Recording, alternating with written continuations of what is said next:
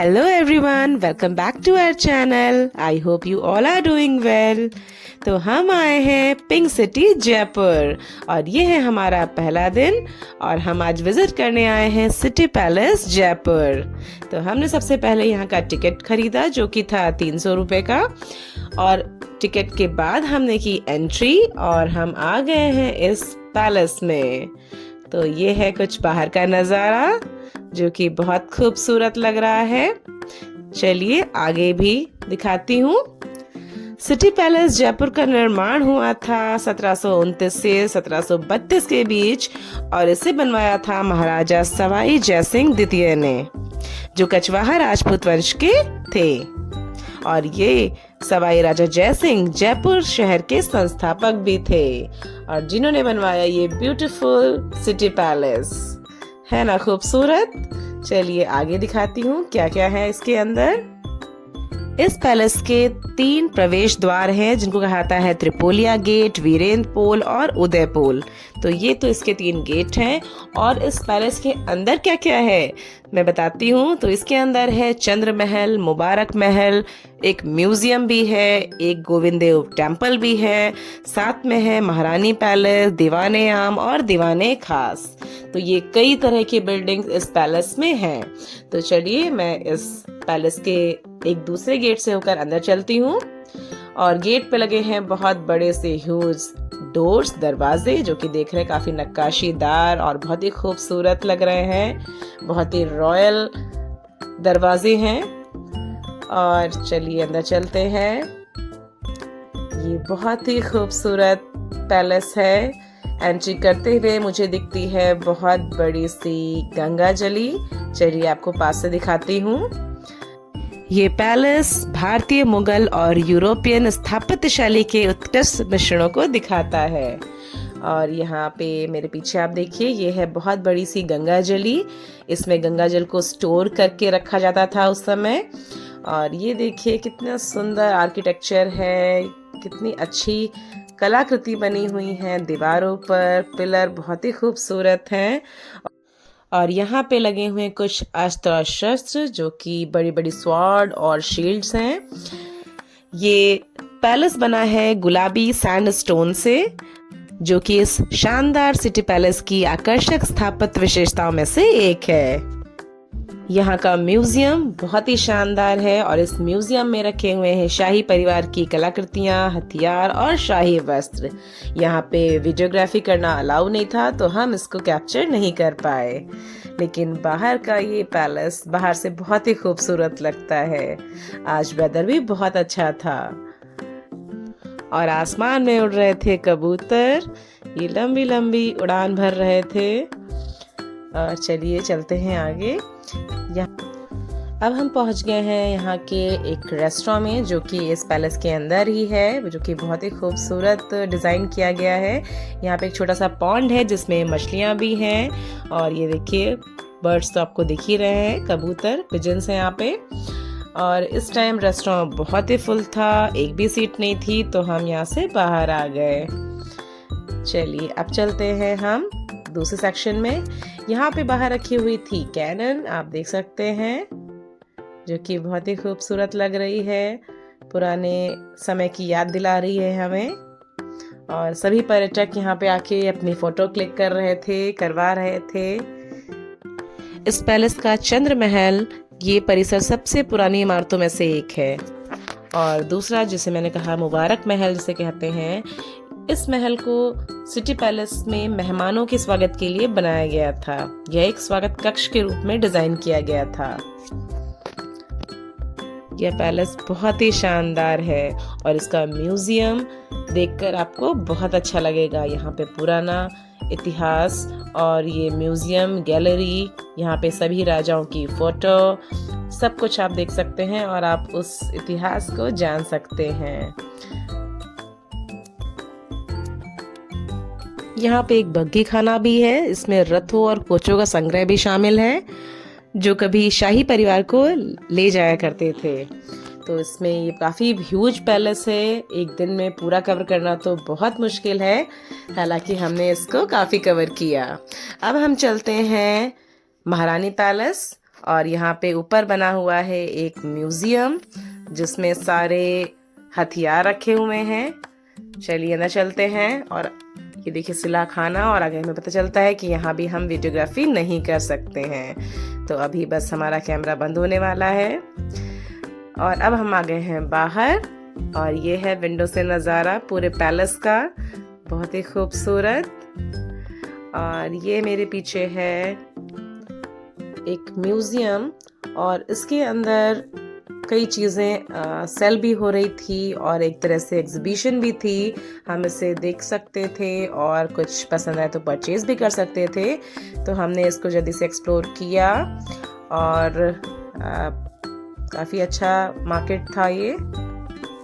यहाँ पे हमने डिफरेंट चीज़ें देखी। जयपुर की फेमस चीज़ें यहाँ पे मिल रही थी। और इसके बाद हम आ गए हैं अपने दूसरे वेन्यू पे, जो कि है जंतर मंतर। सिटी पैलेस के पास ही स्थित जंतर मंतर, और इसका निर्माण भी जयपुर के संस्थापक एवं खगोल शास्त्री महाराजा सवाई जय सिंह द्वारा अंतरिक्ष और समय की जानकारी प्राप्त करने के उद्देश्य से 1724 से 1734 ईस्वी के बीच कराया गया था। राजा सवाई जय सिंह ने भारत के जयपुर, दिल्ली, बनारस, उज्जैन और मथुरा में 5 वेधशालाओं का निर्माण हिंदू खगोल शास्त्र के आधार पर करवाया। लेकिन आज केवल दिल्ली और जयपुर के जंतर मंतर ही शेष बचे हैं, बाकी पुराने खंडहर में तब्दील हो चुके हैं। इस वेधशाला का निर्माण समय मापने एवं ग्रहों व तारों की स्थिति जानने और अंतरिक्ष के अध्ययन के लिए किया गया था। यहाँ पे कई तरह के यंत्र हैं। ये जो आप मेरे पीछे देख रहे हैं ये भी कई तरह के यंत्र ही हैं। यह वेधशाला 18,700 वर्ग मीटर क्षेत्र में फैली हुई है। इसकी अद्भुत संरचना और खगोलीय महत्व की वजह से वैश्विक धरोहर की सूची में यह शामिल की गई है। It is a world heritage site. यहाँ पर 14 विशेष खगोलीय यंत्र रखे गए हैं जो कि तारों एवं गति की स्थिति जानने, समय मापने और मौसम की स्थिति जानने, ग्रहण की भविष्यवाणी करने समेत सौर मंडल की तमाम गतिविधियों की जानकारी हासिल करने में मदद करते हैं। यहाँ पे आपको कई तरह के मॉडल भी दिखेंगे। यहाँ सौर मंडल का भी मॉडल रखा हुआ है और मेरे पीछे ये मॉडल है और यहाँ पे है ये सौर मंडल का मॉडल, जिसे आप देख सकते हैं। खगोल घटी यंत्र रखा हुआ है और यहाँ पे कई तरह के यंत्र रखे गए हैं, जैसे राम यंत्र जो कि आकाशीय ऊंचाई मापने का प्रमुख यंत्र था, सम्राट यंत्र जो कि स्थानीय समय को 2 सेकंड की सटीकता तक माप सकता है।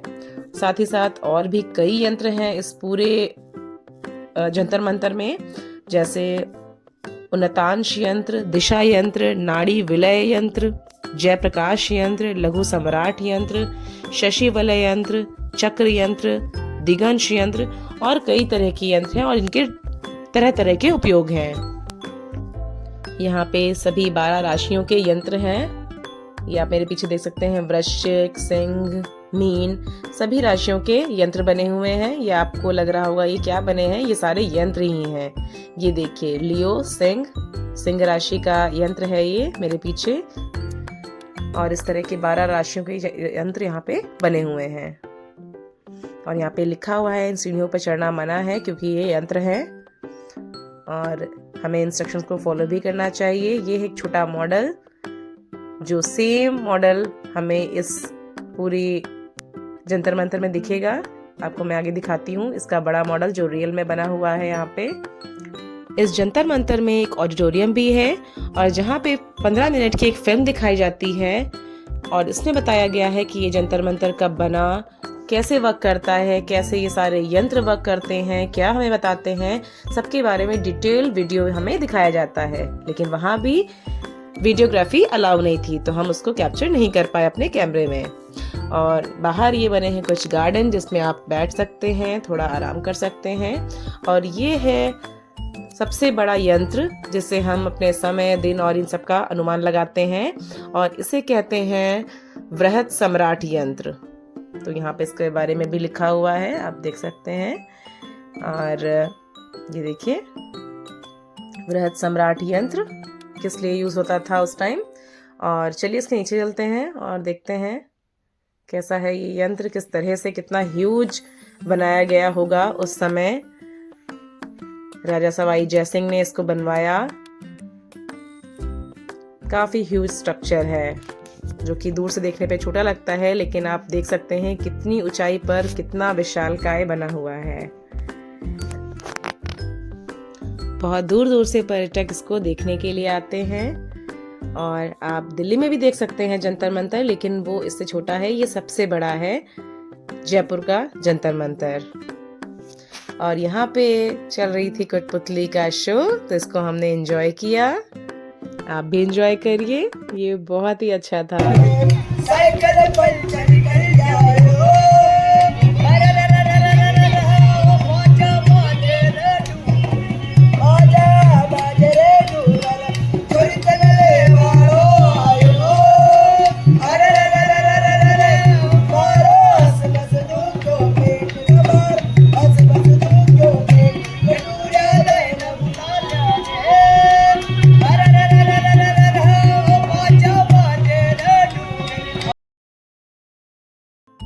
यहाँ कुछ समय बिताने के बाद, कठपुतली शो देखने के बाद, थोड़ा सा खाने पीने के बाद हम चल दिए अपने नेक्स्ट डेस्टिनेशन के लिए, जो कि था हवा महल। और ये जंतर मंतर से कुछ दूरी पर ही था।